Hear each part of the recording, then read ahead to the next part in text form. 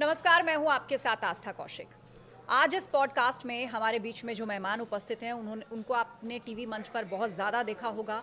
Samajwadi party के जाने-माने राष्ट्रीय प्रवक्ता हैं राजकुमार भाटी जी। बहुत स्वागत है राजकुमार भाटी जी जी, आपका धन्यवाद। न्यूज़ 18 पर।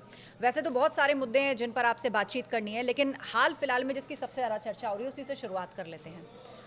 कांवर सावन चल रहा है, मतलब सावन शुरू होने वाला है, कांवर का मौसम आ रहा है, तो अब उसमें सत्ता पक्ष और विपक्षी दल दोनों आमने-सामने हैं। नेम प्लेट होनी चाहिए कि नहीं? पहचान आनी चाहिए कि नहीं? क्योंकि गोपाल गोपाल नहीं था, तजम्मुल था। नहीं, ये जो एक दो खबरें आई हैं कि नाम बदल के या नाम छिपा के, पहचान छिपा के दुकान चला रहे थे, उसका समर्थन तो कोई भी नहीं कर सकता, वो गलत है। लेकिन जो भारतीय जनता पार्टी माहौल बनाना चाहती है आस्था के नाम पर, कांवड़िए हैं, उनकी आस्था होती है, वो गंगा जल लेके आते हैं और अपने अपने गांव के शिवालय में आके उसका चढ़ाते हैं जल को। ये सदियों से होता आ रहा है और हमने ये देखा है, आपने भी आस्था जी देखा होगा, अपनी आंखों से हमने देखा कि जगह जगह मुसलमान भी शिविर लगाते थे कांवड़ियों की सेवा के लिए और उनकी जो है उनका स्वागत करते थे, सत्कार करते थे। मुहर्रम के जुलूस निकलते हैं, उसमें हिंदू लोग छबील लगाते हैं, ठंडा पानी पिलाते हैं। तो ये मिलीजुली जो संस्कृति है, इसमें पूजा पाठ में, आस्था में, अपने अपने धर्म का पालन करने में तनाव या लड़ाई की क्या बात है, विद्वेष की क्या बात है। भारतीय जनता पार्टी को क्योंकि राजनीतिक दृष्टिकोण से ये सूट नहीं करता भाईचारा, इसलिए वो धर्म के नाम पर थोड़ा तनाव पैदा करना चाहते हैं। तो जो इस तरह के प्रयास है, पिछली बार सुप्रीम कोर्ट ने मना कर दिया था कि नाम लगाने की कोई ज़रूरत नहीं है। ये एक माहौल बनाना कि मुसलमान उसे अपवित्र कर देते हैं, मुसलमान खराब हैं, वो दिखाई नहीं देने चाहिए कावड़ के रूट पर, क्योंकि हम लोग लोकतांत्रिक देश में रहते हैं, संवैधानिक व्यवस्था में रहते हैं, तो नागरिकों के बीच में ऐसा विद्वेष फैलाना वो ठीक नहीं। लेकिन संत समाज भी नाराज है। क्या होता है कि जब ऐसे वीडियोस वायरल होते हैं कि तंदूर में रोटी बन रही है, उस पर थूक लग रहा है, जूस में यूरिन मिलाया जा रहा है, या इस तरह की कोई अपवित्रता फैलाई जा रही है, तो संत समाज को लगता है कि भाई फिर अब ढाबों की क्या गारंटी, होटल्स की क्या गारंटी है। देखो नाम भी तो बदल ही रखा है, गोपाल तजम्मुल था, ढाबे का मालिक भी कोई मुसलमान था, उसमें दिखाया हुआ था कि शायद किसी लड़की हिंदू के नाम पे कि ये ढाबा चल रहा है। तो बहुत सारे ऐसे गालमेल हैं। अब संत समाज नाराज होगा तो गुहार पहुंचेगी सरकार के पास। नहीं, ये दो वीडियो आए थे, एक वीडियो वो जूस में पेशाब मिलाने का, एक वीडियो रोटी पर थूकने का। इन वीडियो की जांच अभी तक पूरी नहीं हुई है और मैं समझता हूँ कि कोई सामान्य बुद्धि का व्यक्ति ऐसा खराब काम नहीं करेगा।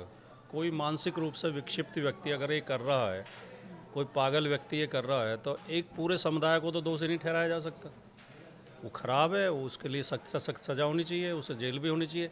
लेकिन ये किसी धर्म के लोग या किसी समुदाय के लोग ऐसा जानबूझकर योजना के तहत कर रहे हैं, ऐसा दुष्प्रचार भी ठीक नहीं है।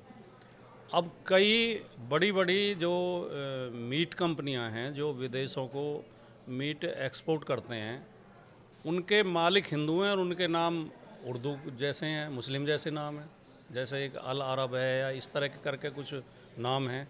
कम से कम 5 कंपनी ऐसी हैं, वो बिजनेस कर रहे हैं बिजनेस के लिए, क्योंकि उन्हें अरब कंट्रीज में, मध्य एशिया में अपना मांस सप्लाई करना है, तो उन्होंने नाम मुस्लिमों जैसे रख रखे हैं कंपनी के नाम। तो कोई अपराध तो हो नहीं गया, उसे उन्हें जेल में तो डाल नहीं देंगे। तो ये एक कई बार ये होता है कि आदमी नाम ऐसा रख लेता है, उसमें कोई षड्यंत्री हो या उसकी नीयत खराब हो, ये ज़रूरी नहीं है। कुछ धार्मिक संगठन सड़कों पर उतरे, उन्होंने पहचान पता करने की कोशिश की, और भी कई लोग नाराज़ हैं। आज भी मैं एक खबर देख रही थी कि एक और संत समाज से जुड़े हुए हैं, उनको हालांकि बॉर्डर पर रोक दिया पुलिस ने। तो पहचान और तस्दीक हो रही है, घूम घूम कर पता लगाया जा रहा है। उत्तराखंड सरकार का तो ऑफिशियल ऑर्डर है कि भाई नेम प्लेट लगाइए, पहचान उजागर करिए। आगे फिर कांवरियों का है कि जहाँ जाना है जाएंगे, जिसको जहाँ नहीं खाना है वो वहाँ नहीं खाएगा।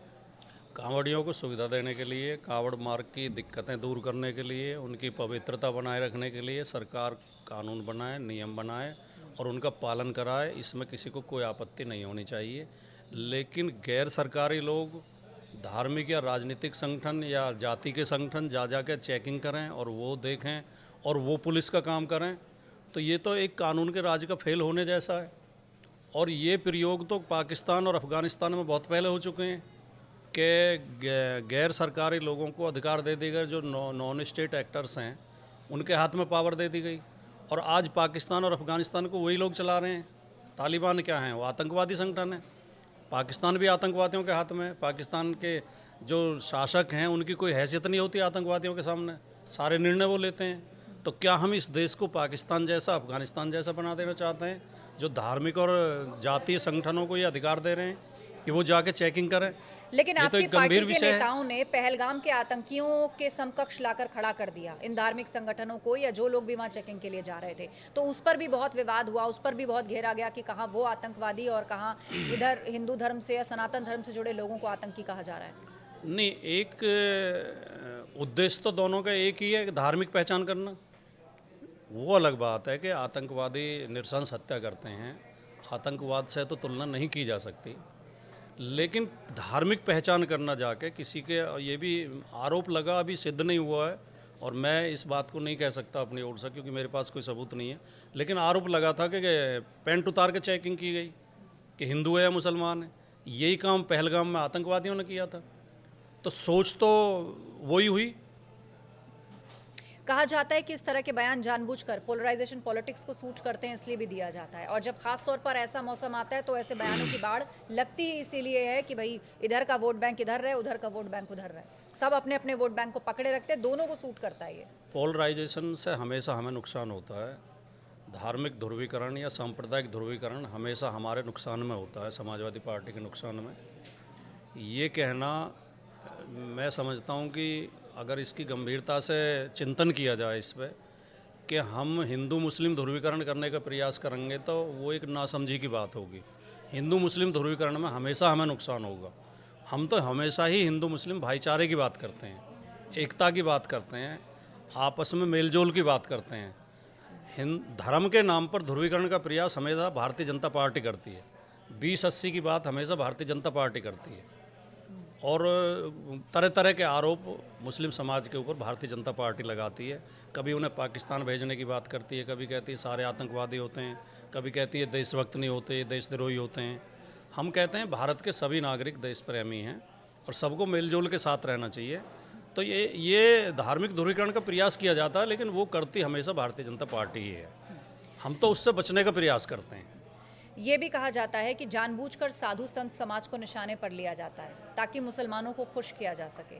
उनको लेकर कभी कहा जाता है कि ये तो व्यापार कर रहे हैं, और अभी हाल ही में अखिलेश यादव ने कहा था under the table Dhirendra Shastri जो है वो पैसे लेते हैं। आपने भी उस बात का समर्थन किया?